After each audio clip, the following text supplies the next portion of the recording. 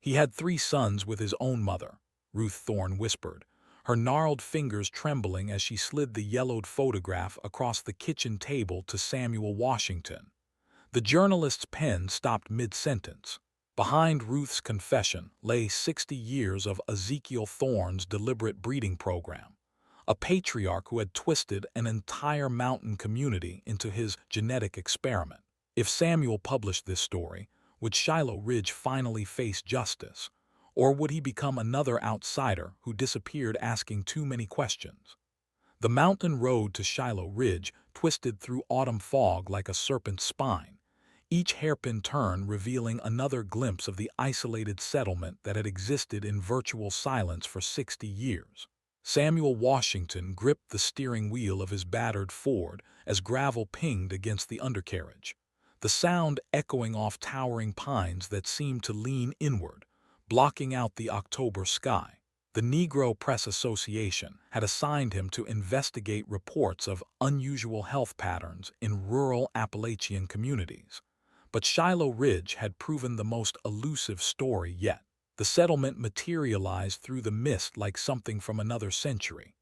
Weathered cabins dotted the valley floor, their tin roofs oxidized to rust brown, smoke curling from stone chimneys. A single dirt road connected the scattered buildings, passing a small white church whose steeple pierced the low-hanging clouds. Samuel counted perhaps 40 structures in total, housing what state records suggested were 200 souls who rarely ventured beyond their mountain fortress. Dr. Margaret Chen had arrived 3 days earlier in her state-issued vehicle, replacing the community's longtime physician who had died suddenly in his sleep. She emerged from the largest cabin carrying a black medical bag, her crisp white coat a stark contrast to the earth-toned settlement around her.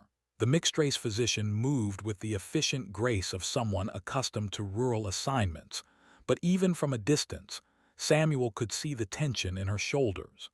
Samuel parked beside the general store, a ramshackle building that served as the community's commercial heart. Ruth Thorne appeared in the doorway before he had fully exited his vehicle, as if she had been watching the road. The elderly woman possessed the weathered features common to mountain folk, her gray hair pulled back in a severe bun, but her eyes held an unusual intensity that made Samuel pause. Ruth welcomed him with unexpected warmth, offering directions to lodging and suggesting families willing to speak with an outsider. Her eagerness seemed genuine, yet something in her manner suggested a deeper purpose. She spoke of the community's founding with evident pride, mentioning their founder's vision of a pure mountain sanctuary. But her words carried undertones that Samuel found difficult to interpret. Deputy Jim Crawford represented the county's minimal law enforcement presence in Shiloh Ridge, visiting twice monthly to handle official business. The stocky lawman clearly resented having outsiders disrupting his routine, responding to Samuel's questions with clipped answers and barely concealed hostility.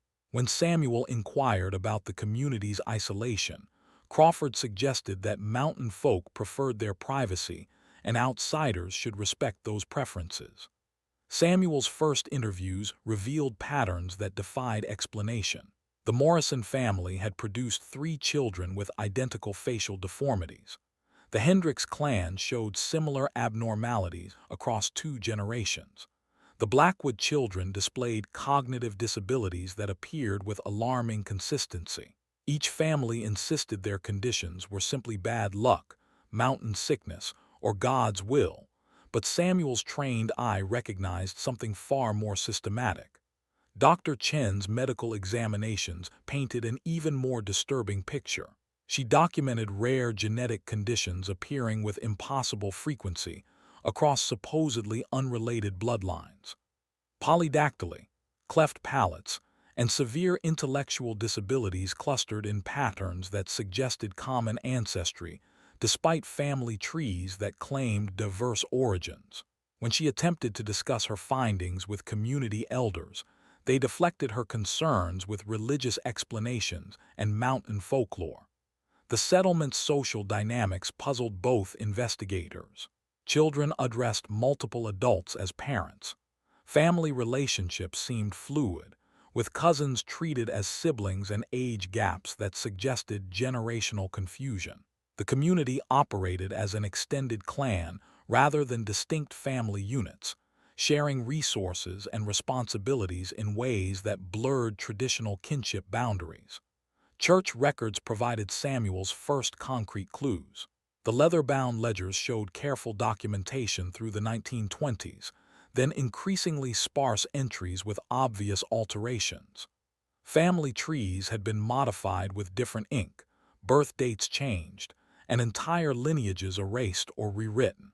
The current pastor, a nervous young man recently arrived from the valley below, admitted that older records had been destroyed in a fire, though he seemed uncertain about when this alleged incident had occurred. Local children whispered stories that adults quickly silenced. They spoke of the old house on the ridge's highest point, where the grandfather lived alone but received regular visits from community members. These children described rituals and ceremonies that sounded like distorted religious practices, though their accounts were fragmented and often contradictory. Samuel noticed that mirrors were conspicuously absent from most homes he visited. Families possessed few photographs, and those displayed were carefully arranged to show only specific individuals. When he asked about missing family members, residents became evasive, claiming deaths or departures that didn't align with their earlier statements about community stability. Ruth Thorne proved the most willing source of information, though her revelations came in fragments that painted an incomplete picture. She spoke of the community's founder as a visionary who had established their mountain sanctuary to preserve something precious. Her reverence for this figure bordered on worship, yet her voice carried undertones of fear when she mentioned his continued influence over community decisions. The investigation reached a turning point when Samuel discovered that multiple families claimed descent from the same patriarch, though they insisted they were unrelated. This man, Ezekiel Thorne, had allegedly fathered children across several generations, yet remained curiously absent from current community life. Ruth's reaction to questions about Ezekiel revealed a complex mixture of pride, terror, and something approaching religious devotion that suggested their relationship extended far beyond normal family bonds. Samuel's breakthrough came during his third week in Shiloh Ridge, when he discovered a cache of original church records hidden beneath loose floorboards in the vestry. The leather-bound volumes contained meticulous documentation of births, marriages, and deaths spanning 60 years, revealing a pattern that defied every social convention he understood. The same names appeared repeatedly across generations, with family relationships that created impossible genealogical loops. Ezekiel Thorne's name dominated the earliest entries as both father and grandfather to the same individuals.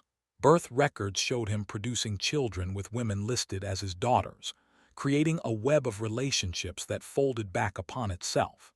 Samuel traced lineages that revealed brothers marrying sisters, fathers wedding daughters, and children born from unions that violated every natural boundary.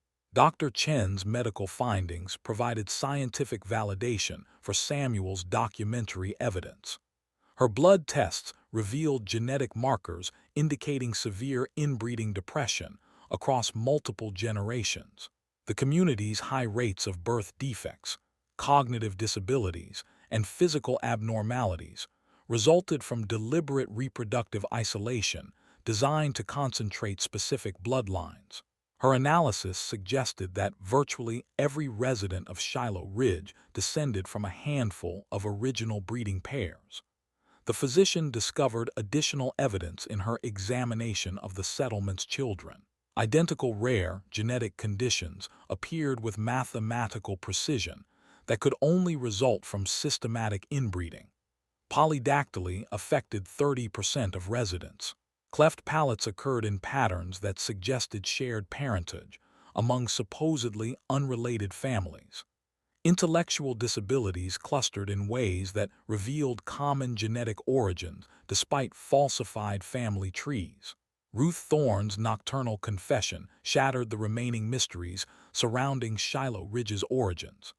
She appeared at Samuel's cabin near midnight, carrying a wooden box filled with photographs that told the settlement's true history. The images revealed Ezekiel Thorne as a commanding figure who had orchestrated every aspect of community life, including reproductive decisions that ensured his genetic dominance across successive generations. The photographs documented Ruth's own tragic role in Ezekiel's breeding program. Images showed her as a young woman with children who bore unmistakable resemblance to both her and Ezekiel. Additional pictures revealed these same children producing offspring with each other, creating a closed genetic system that concentrated Ezekiel's bloodline while eliminating outside influences. Ruth's whispered revelations exposed the full scope of Ezekiel's manipulation. She described herself as both his daughter and the mother of his 3 sons, a relationship that had produced the current generation's leadership. These men continued their father's reproductive philosophy, ensuring that every child born in Shiloh Ridge carried concentrated portions of the founder's genetic material. Samuel's investigation of the old house on the ridge's summit revealed Ezekiel Thorne's continued presence in community affairs. The elderly patriarch, now 85 years old, maintained absolute authority over reproductive decisions through a combination of religious manipulation and physical intimidation. Community members brought their daughters to him for inspection and approval before any unions could occur. The house itself served as a shrine to Ezekiel's twisted vision of genetic purity. Walls displayed family trees that celebrated the concentration of bloodlines rather than their diversification. Religious texts had been modified to support his breeding philosophy, creating a theological framework that justified practices no civilized society would tolerate. Journals documented his systematic approach to human breeding, treating community members as livestock to be managed for optimal genetic outcomes. Dr. Chen's examination of historical medical records revealed the devastating consequences of Ezekiel's program. Infant mortality rates in Shiloh Ridge exceeded national averages by enormous margins. Stillbirths, miscarriages, and severe birth defects occurred with frequency that suggested genetic collapse. The community's apparent stability masked generations of suffering as defective offspring were either hidden away or allowed to die from preventable complications. Samuel discovered that Ezekiel's influence extended beyond reproductive control into every aspect of community governance. He appointed family members to positions of authority based on their genetic proximity to his bloodline, rather than their qualifications or abilities. This nepotistic system ensured that his descendants would perpetuate his breeding program across successive generations. The investigation revealed that several community elders were simultaneously Ezekiel's children, grandchildren, and great-grandchildren, their complex relationships creating loyalty bonds that transcended normal family structures. These individuals enforced his reproductive edicts through social pressure, religious intimidation, and threats of exile from the only community they had ever known. Ruth's testimony exposed the psychological manipulation that maintained Ezekiel's control over multiple generations. Community members were taught that their genetic heritage made them superior to outsiders, that mixing with external bloodlines would corrupt their purity, and that Ezekiel possessed divine authority to determine reproductive partnerships. These beliefs created a closed system of thought that rationalized practices that outsiders would recognize as systematic abuse. Samuel's documentation revealed that Ezekiel's program had produced a community where genetic diversity had been virtually eliminated. DNA analysis would likely show that current residents possessed genetic variation comparable to siblings rather than a normal population. This lack of diversity explained the settlement's vulnerability to genetic disorders and their resistance to outside medical intervention. The full horror of Shiloh Ridge's reality crystallized as Samuel compiled evidence, showing that Ezekiel Thorne had successfully created a human breeding experiment spanning 3 generations. His systematic approach to genetic concentration had produced a population that existed primarily to serve his reproductive philosophy, with individual autonomy sacrificed to maintain bloodline purity. The community's isolation had enabled practices that violated every principle of human dignity and medical ethics, creating a genetic disaster that would require generations to repair. Samuel Washington stood before the old house as dawn broke over Shiloh Ridge, his documentation complete and his purpose crystallized. Dr. Chen waited beside him, her medical bag containing blood samples and genetic evidence that would support every allegation in his forthcoming article. Together they approached the weathered structure where Ezekiel Thorne had orchestrated 60 years of systematic human breeding. The patriarch emerged from his sanctuary with the bearing of a man accustomed to absolute authority. Age had bent his frame but not diminished the commanding presence that had dominated an entire community for decades. His pale eyes surveyed the two investigators with calculating intelligence, recognizing immediately that his carefully constructed isolation was ending. Ezekiel's response to their confrontation revealed the depth of his delusion. He spoke of genetic preservation as a sacred duty, describing his breeding program as divinely inspired work that had created a superior bloodline. His words carried no shame or recognition of the suffering he had caused, only pride in what he considered his greatest achievement. The destruction of individual lives meant nothing compared to his vision of bloodline purity. Deputy Crawford arrived as Samuel presented his evidence to the community's assembled leadership. The lawman's face reflected the moral conflict that would define his response to the investigation. Crawford had grown up knowing these people, accepting their explanations for the settlement's peculiarities without deeper examination. The truth forced him to choose between willful ignorance and professional responsibility. Ruth Thorne's public testimony before the gathered community marked the beginning of Ezekiel's downfall. Her voice trembled as she described decades of abuse disguised as religious duty, but her words carried the power of absolute truth. She detailed the systematic destruction of family bonds, the forced relationships that had produced generations of suffering, and the fear that had silenced victims for 60 years. Other survivors found courage in Ruth's confession. Women who had been treated as breeding stock stepped forward with their own testimonies. Men who had been forced to participate in unions with their own relatives spoke of psychological damage that had defined their entire lives.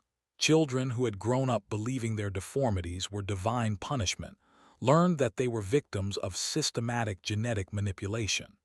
Deputy Crawford's decision to arrest Ezekiel Thorne represented the first official acknowledgement that crimes had been committed in Shiloh Ridge. The elderly patriarch offered no resistance, maintaining his delusion that history would vindicate his actions. His removal from the community marked the end of an era that had warped every aspect of mountain life for 3 generations. Samuel's articles for the Negro Press Association exposed Shiloh Ridge's secrets to a horrified nation. His meticulous documentation provided undeniable evidence of systematic breeding practices that violated every principle of human dignity. The story resonated beyond its immediate subject matter, revealing how isolation and unchecked authority could create conditions for unimaginable abuse. State authorities responded with comprehensive intervention designed to address the community's immediate needs and long-term healing. Medical teams arrived to provide genetic counseling and treatment for residents who had never received proper health care. Social workers began the delicate process of rebuilding family structures that had been systematically destroyed by Ezekiel's breeding program. Dr. Chen's medical reports formed the scientific foundation for legal proceedings that would ensure Ezekiel faced consequences for his crimes. Her documentation of genetic damage provided evidence that his actions had caused measurable harm to multiple generations. The physician committed to remaining in Shiloh Ridge during the transition period, helping residents understand their medical conditions and treatment options. Ezekiel Thorne died in county custody before his trial could begin, his death marking the definitive end of his influence over Shiloh Ridge. His passing released community members from psychological bonds that had maintained his authority even after his arrest. Without their patriarch's presence, residents began questioning beliefs and practices they had accepted without examination for decades. The community's reconstruction required dismantling systems that had supported Ezekiel's breeding program while preserving positive aspects of mountain culture. Religious practices were reformed to eliminate theological justifications for genetic manipulation. Governance structures were democratized to prevent future concentration of power in single individuals or bloodlines. Some families chose to leave Shiloh Ridge entirely, seeking fresh starts in communities where their genetic heritage would not define their prospects. These departures were painful but necessary for individuals whose association with the settlement had become psychologically unbearable. Their exodus also introduced genetic diversity that would benefit future generations. Other residents committed to rebuilding their community on healthier foundations. They worked with state agencies to improve road access, establish regular medical services, and create educational opportunities that would connect mountain children with the broader world. These efforts represented conscious rejection of the isolation that had enabled Ezekiel's crimes. Samuel's investigation became a landmark case study in investigative journalism, demonstrating how persistent reporting could expose systematic abuse in isolated communities. His work inspired similar investigations across rural America, revealing that Shiloh Ridge was not unique in its vulnerability to exploitation by charismatic leaders who manipulated religious and cultural beliefs. The story's conclusion found Shiloh Ridge transformed but not destroyed. A new generation of children attended schools that connected them with mainstream educational standards. Medical professionals provided regular care that addressed both genetic conditions and psychological trauma. Community leaders emerged who prioritized individual welfare over bloodline preservation. Ruth Thorne lived to see her community's transformation, her courage in breaking decades of silence credited with saving countless future lives. She worked tirelessly to support other survivors, creating networks that provided emotional healing and practical assistance. Her testimony ensured that Ezekiel's crimes would be remembered as cautionary history rather than forgotten tragedy. The mountain settlement that had once served as a laboratory for human breeding became a symbol of recovery and resilience, proving that even the most damaged communities could heal when truth replaced deception and dignity overcame exploitation.